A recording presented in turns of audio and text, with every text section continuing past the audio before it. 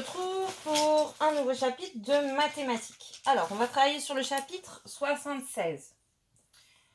Pourquoi on saute des chapitres? On saute le chapitre 75 parce que pour travailler sur l'équerre, c'est très difficile. Et rappelez-vous, en classe, je vous prenais un par un pour regarder comment vous teniez votre équerre et si vous faisiez vos angles droits correctement.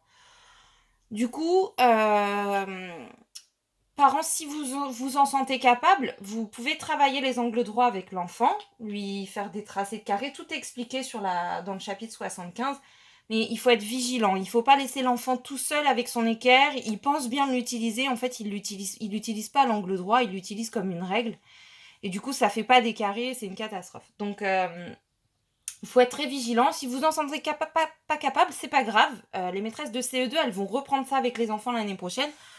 Donc, dans tous les cas, vous embêtez pas, d'accord? Sachez que même en CM2, il y a encore des enfants à qui on est obligé de réexpliquer régulièrement comment on utilise une équerre.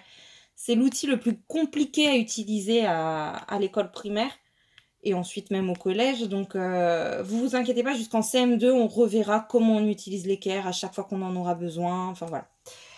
Donc, en revanche, en bas du chapitre 75, vous avez deux petits exercices, exercice 3 et exercice 4, que vous pouvez faire. L'exercice 3, c'est des multiplications de dizaines. Donc, j'écris 76 en haut. Donc, du coup, je suis sur l'exercice finalement 75, chapitre 75, exercice 3 en bas. Multiplication de dizaines, par exemple, 4 fois 20. Donc ça, on va en avoir besoin pour le chapitre 76. Il faut savoir faire ça, les enfants. D'accord? Donc 4 fois 20, on rappelle qu'on parle de dizaines. Donc on a 20, 20, 20 et 20. Mais finalement, c'est comme si on avait 4 fois 2. Ça va plus vite. On fait 4 fois 2 dizaines. C'est la même chose que 4 fois 2 dizaines, 2 barres. Et donc 4 fois 2 dizaines, ça fait 8 dizaines. Et 8 dizaines, on connaît par cœur, ça fait 80. Donc 4 fois 20, ça fait 80. En fait, on fait le 4 fois 2, ça fait 8, et on rajoute le 0 de la dizaine. D'accord? Ça, il faut que ce soit bien acquis. Si parents, vous voyez que l'enfant, il n'a pas bien compris ce chapitre, on remontre le tuto de la page du chapitre 74. Et on s'entraîne à faire ça. Et on passe pas au chapitre 76 tant que ça, c'est pas bien compris. Du coup, les enfants, normalement, vous êtes capable de me faire 2 fois 40, par exemple, et vous êtes aussi capable de faire une multiplication avec des unités, comme 3 fois 5. 3 fois 5, vous êtes capable de faire, et 3 fois 40, vous êtes capable de faire, puisque c'est la même chose que 4 fois 2, 8, et je rajoute le 0 de ma dizaine, puisque je parle de dizaine. Bien, si ça et ça, c'est bien acquis pour les... Alors, ça me dérange pas, parents, qu'il y ait les tables. Hein. Si l'enfant, il a besoin des tables, on lui met les tables à côté de lui, on lui donne... je vous donnerai un papier imprimé avec toutes les tables dessus. Il a le droit d'utiliser ces tables. Là, on n'est pas sur l'apprentissage par cœur des tables pour l'instant. Alors, c'est bien s'il les connaît, évidemment, c'est mieux. Mais si vous sentez qu'à chaque fois, ça le bloque, ça l'empêche de réfléchir, il part sur combien ça fait 3 fois 5, ça lui prend 10 minutes pour savoir... Vous lui donnez, d'accord? Le but, c'est pas qu'il connaisse ces tables pour le moment, c'est qu'il comprenne comment fonctionne. Alors, on arrive au chapitre 76. Pour le chapitre 76, j'ai fait une longue introduction pour expliquer tout ce dont on allait avoir besoin pour travailler sur le chapitre 76. Le chapitre 76, on arrive à quelque chose de plus compliqué. On va arriver par exemple à 30... je vais pas prendre le même... Je vais prendre le même exemple. Allez hop. 36 fois 4. Alors 36 fois 4, du coup on a 30 4 fois et on a 6 4 fois. Donc 36, on a 30 et 6. Donc on va déjà le dessiner pour que tout le monde, les enfants visualisent bien ce dont on parle. On a 36 4 fois.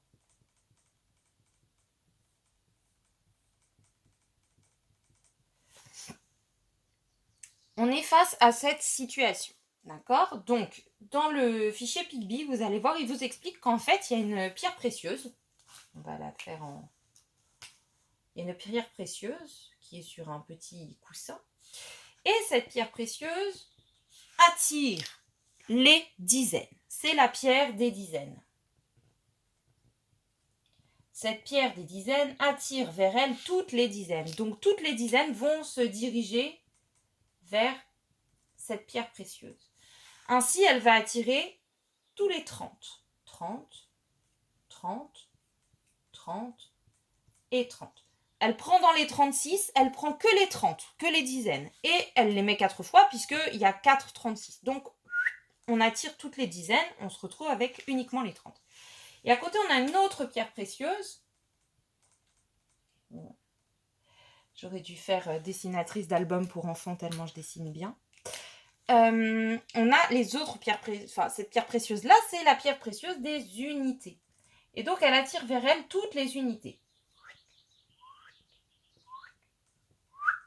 Et on a 6 unités, 4 fois. Voilà. Voilà ce qui se passe. D'accord? Donc, en fait, quand on fait 30 fois 4, on va faire 2 opérations. On va faire d'abord les dizaines qui se répètent 4 fois et ensuite les unités qui se répètent aussi 4 fois. Donc là, on va faire 30 fois 4. Et là, on va faire 6 fois 4 pour savoir combien on a d'unités. 30 fois 4 pour connaître le nombre de dizaines et 6 fois 4 pour connaître le nombre d'unités. Quand je fais 30 fois 4, on a dit que c'est la même chose que 3 dizaines, 3 dizaines, 3 dizaines, 3 dizaines, autrement dit 3 fois 4. 3 fois 4, on sait que ça fait 12. Et on rajoute ensuite le 0 de la dizaine. Je rappelle que 12 dizaines, c'est 10, 10, 10, 10, 10, 10, 10, 10, 10, 10, 10, 10. J'espère que je vise bien. Ouais. Du coup, ça fait 10, 20, 30, 40, 50, 60, 70, 80, 90, 100. D'accord? 10 doigts, 10 dizaines, c'est 100. 110, 120. 120. Et si on compte ici, ça fait 10, 20, 30, 40, 50, 60, 70, 80, 90, 100, 110, 120. 120. D'accord? Qui revient à même que faire 3 fois 4, 12, et je rajoute le 0 de ma dizaine. 6 fois 4, eh bien, soit on le connaît par cœur, soit on sait que 6 et 6, ça fait 12, et on a encore 6 et 6, donc 12 et 12, et 12 et 12, ça fait 24. Et ensuite, pour savoir combien ça fait 36 fois 4, eh bien, on additionne les deux. On additionne tous les 30. Donc là, à l'intérieur, bien sûr, on a 30. On a 10. 1, 2, 3, 4, 5, 6, 7, 8, 9, 10. 1, 2, 3, 4, 5, 6, 7, 8, 9, 10. 1, 2, 3, 4, 5, 7, 8, 9, 10. Donc là, j'ai 36. D'accord? J'ai encore 36, 36, 36. Donc 36 fois 4. J'additionne mes 120 qui sont dans mes barres, plus mes 24 qui sont tout seuls isolés. Et ensuite, j'additionne combien ça fait de jetons en tout. Et ça va faire 120 plus 24. Facile, 120 plus 24. Unité plus unité, 4. Dizaine plus dizaine, 4. Et centaine, 144. Voilà la méthode qu'on va appliquer pour faire 36 fois 4. Parents, on ne s'inquiète pas, on va venir après au calcul posé dans le cahier en colonne, d'accord? C'est une étape préliminaire pour comprendre. Les enfants sont en train de comprendre ce qu'ils vont faire quand ils vont le poser en colonne, d'accord? Donc évidemment, on ne va pas rester sur ça d'ici décembre, on leur apprendra, enfin il y aura un tuto pour leur apprendre à poser en colonne. En attendant, pour l'instant, le principal c'est qu'ils comprennent quand on fait 36 fois 4, il y a 2 étapes. On fait d'abord les dizaines 4 fois et ensuite les unités 4 fois. Je vais l'expliquer avec un autre exemple. Même si l'enfant a compris, c'est toujours bien de réitérer, de reprendre plusieurs fois le même exercice pour bien des petites informations qui peuvent être passées à la trappe maintenant vont se consolider. Je prends un autre exemple qui n'est pas dans le cahier. Donc ça, c'est le modèle. Hein. Vous l'avez dans le cahier. Alors, je vous montre. Hop. Du coup, pour l'instant, le cahier, il est fermé. Il n'y a pas besoin du cahier. Donc, on avait 36, 36, 36, 36. J'utilise mes 2 pierres multiplicatives. Une pour les dizaines. Elle attire tous les 30. Une pour mes unités. Elle attire tous les 6. D'accord ? Et ensuite, elle pose de cette manière. 36 fois 4, c'est d'abord 30 fois 4, cette pierre multiplicative, plus le 6 fois 4. Le 30 fois 4, on sait le calculer, ça fait 120. Et le 6 fois 4, on sait le calculer, ça fait 24.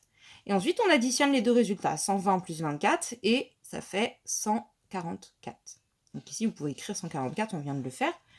Il suffit d'additionner le résultat des dizaines et le résultat des unités. 23 fois 7. Je ne vais pas le faire maintenant, je vais prendre un autre exemple. Et après, je vous laisserai mettre pause sur la vidéo et faire le 23 fois 7. Et ensuite, vous regarderez vous regarderez si vous avez bien réparti. Il faudra redessiner toutes les dizaines autour de la pierre des dizaines. Donc 20, 20, 20, 20, 20, 20 et 20, 7 fois tout autour. Donc on fait 20, encore 20, encore 20. On ne les colle pas, on les sépare, on fait des paquets de 20. Et ensuite toutes les unités, donc 3, 7 fois, 3, 3, 3, 3, 3, 3, 3, 3, 3, 3, 3, 3, 3, 3, 3, tout autour de la pierre. Et ensuite on comptera, enfin je ne vous donne pas le résultat, parce que sinon c'est trop facile. Bien, alors on va refaire la même chose avec un autre calcul. On va prendre par exemple 45 fois 6. Alors, 45 fois 6, c'est dur les enfants, d'accord? Même moi, je ne peux pas calculer 45 fois 6 comme ça, c'est trop compliqué. Je prends une calculette. Mais la calculette, vous l'utiliserez bien plus tard. Donc, 45 fois 6, on a 45. 1, 2, 3, 4, 5. 40. 5, 1, 2, 3, 4, 5. Je vais peut-être faire plus petit parce que ça ne va pas rentrer. Trop de choses à dire. 1, 2, 3, 4. 1, 2, 3, 4, 5. 1, 2, 3, 4. 1, 2, 3, 4, 5. 1, 2, 3, 4. 1, 2, 3, 4, 5. 1, 2, 3, 4. 1, 2, 3, 4, 5. Donc j'ai 10, 10, 10, 10, 40 et 5, 45. Encore 10 4 fois et 5, 45. 10 4 fois et 5, 45. 10 4 fois et 5, 45. Et je dois encore continuer puisque j'ai une fois, 2 fois, 3 fois, 4 fois, mais je dois faire 6 fois. Donc encore. Non, c'est trop. 1, 2, 3, 4, 5. Et 1, 2, 3, 4, 41, 42, 43, 44, 45. Voilà. On a 45 fois 6. D'accord? Donc, pierre multiplicative, on avait dit en rouge les dizaines. Pierre multiplicative des dizaines. Pierre magique. Je mets un petit dé à l'intérieur, c'est les dizaines. Et en vert, la pierre multiplicative des unités. Je prends des couleurs de Velleda, les enfants. J'ai pas orange et bleu. C'est les unités. J'attire toutes mes dizaines autour de ma pierre multiplicative des dizaines. Je me retrouve avec 40, 6 fois. 10, 20, 30, 40, 3 fois. 10, 20, 30, 40, 4 fois. 10, 20, 30, 40, 5 fois. 10, 20, 30, 40, 5 fois. 6 fois. J'ai 6 fois 40. Ou 46 fois, comme vous préférez. Vous pouvez écrire 40 fois 6. Très bien écrit.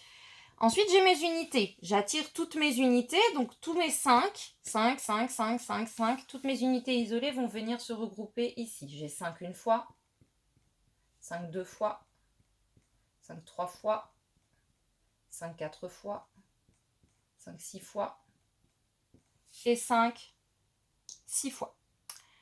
Je me retrouve donc avec, je viens de le dire, 5 fois 6. D'accord? Et je me retrouve donc avec deux calculs que je connais. Dans mon 45 fois 6, j'ai isolé mon 40 que j'ai multiplié 6 fois. Et j'isole mon 5 que je multiplie aussi 6 fois. Maintenant, je sais calculer mon 40 fois 6, c'est une dizaine. D'accord? 4 dizaines 6 fois et 5 unités 6 fois. Je sais le faire.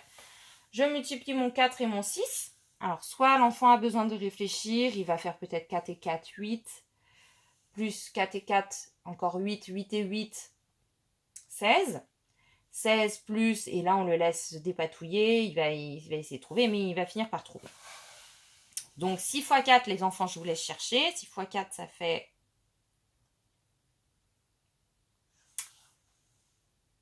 24 dizaines, 240. On peut le vérifier en comptant 10, 20, 30, 40, 50, 60, 70, 80, 90, 100, 110, 120, 130, 140, 150, 160, 170, 180, 200, 210, 220, 230, 240, 200... J'ai catastrophé là. On reprend. 10, 20, 30, 40, 50, 60, 70, 80, 90, 100, 110, 120, 20, 130, 140, 150, 160, 170, 180, 190. Non.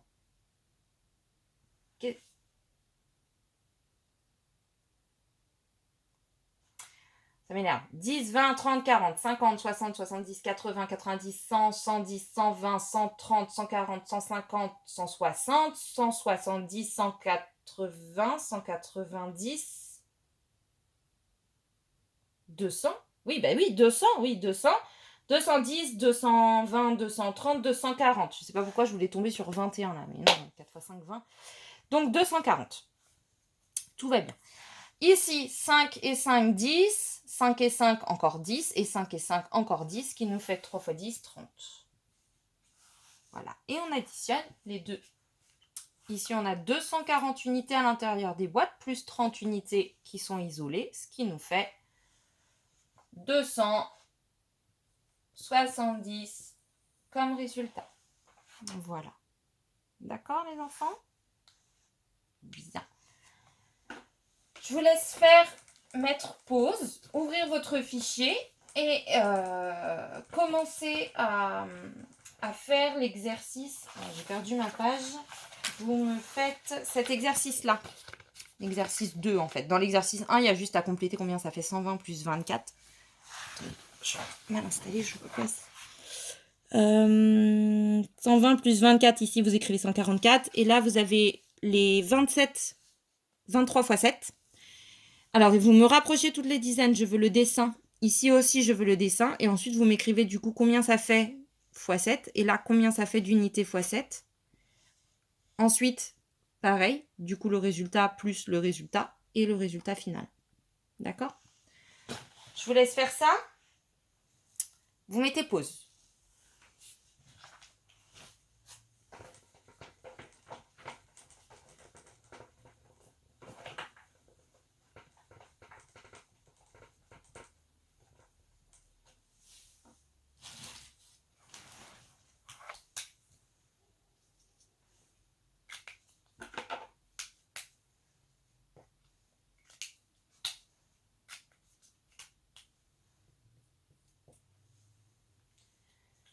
Alors, non, c'est pas 27, c'est 23.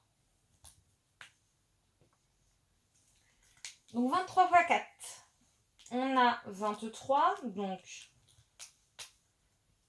20, 20, 20, 20, 4 fois et 1, 2, 3, 1, 2, 3, 1, 2, 3, 1, 2, 3.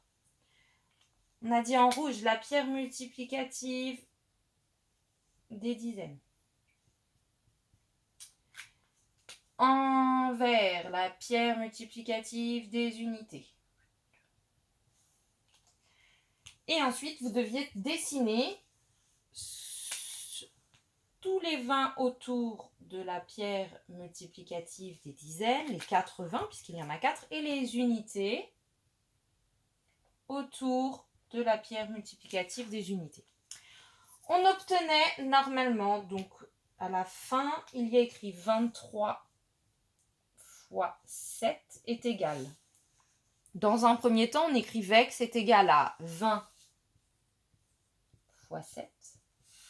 Ce qu'on a là. 20 fois 4, pardon, excusez-moi. On va mettre le 7. Plus 1, 2, 3, 4. 3 fois 4. Ça, c'est la partie qui est dessinée en rouge. Et ça, c'est la partie qui est dessinée en vert. Ensuite, il faut connaître les résultats. 2 x 4, 8, plus le 0 des unités. Plus 3 x 4, 3 et 3, 6, 6 et 6, 12. Ce qui nous fait comme résultat est égal à, on additionne les deux, 92. Ça fait 92. Voilà. J'espère que ça va pour vous. Alors, ensuite, dans la suite des exercices, on vous demande de continuer. Mais on arrête de dessiner les pierres multiplicatives. Il faut Pierre multiplicatif, c'est pour que vous compreniez qu'on fait d'abord une étape où on fait les dizaines 5 fois. Ensuite, à côté, on fait les unités 5 fois. Ensuite, on écrit les résultats plus le résultat des dizaines plus le résultat des unités. Et ensuite, le résultat total. Donc, vous allez me faire ça tranquillement. Et ensuite, je vais faire la correction sur le tuto. Donc là, vous mettez pause. Et ensuite, je corrige.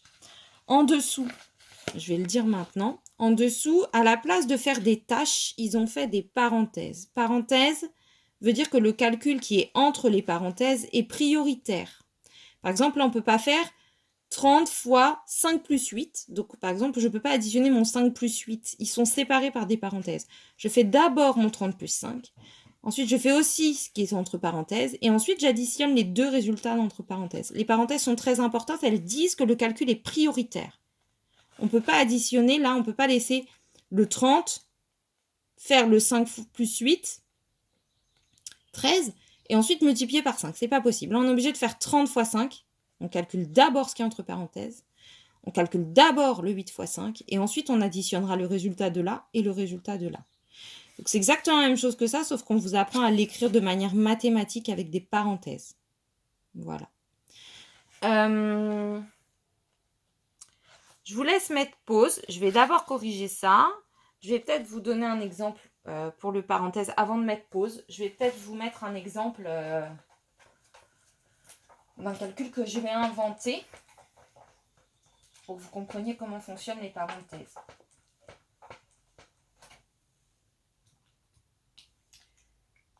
Si par exemple vous avez, tiens, on va prendre 76 puisque c'est le chapitre, 76 billes 3 fois.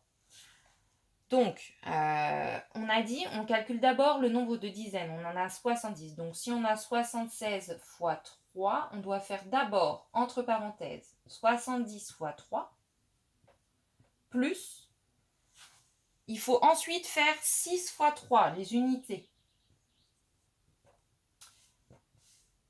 3 fois 7, 21. Je rajoute mon 0 puisque c'est une dizaine. Je calcule d'abord ma parenthèse et ensuite je calcule l'autre parenthèse. Les parenthèses sont prioritaires. 3 fois 6 fois 4, 3 fois 6, 18. Et ensuite j'additionne. À la fin, une fois que j'ai calculé à ce qu'il y a à l'intérieur de mes parenthèses, je viens faire le calcul qui est sans les parenthèses, ce qui nous fait 210 plus 18, 228. Voilà. Voilà comment vous devrez procéder pour le deuxième exercice. N'oubliez pas les parenthèses. Je fais d'abord mes dizaines entre parenthèses, plus mes unités entre parenthèses. D'accord ? Voilà. Bon, en fait, vous pouvez mettre pause. J'ai fini mes explications. Je vous laisse réfléchir, faire l'exercice. Et ensuite, pour ce qui concerne l'exercice 4, vous ne le faites pas, sauf si papa et maman sont à côté de vous pour tenir l'écart correctement et le placer correctement le long de la ligne. Voilà. Si vous en sentez pas capable, parents, vous ne faites pas. Il n'y a pas du tout de culpabilité à avoir ou quoi. L'enfant ne prendra pas du retard. Votre enfant, même s'il arrive à se servir de l'équerre, je vous assure que courant août, vous lui redemandez d'utiliser une équerre, il aura oublié. C'est systématique. Même les meilleurs des meilleurs élèves oublient systématiquement comment on se sert d'une équerre. Donc, il n'y a vraiment pas de culpabilité. Ça revient vite, d'accord ? Mais ils vont oublier, donc...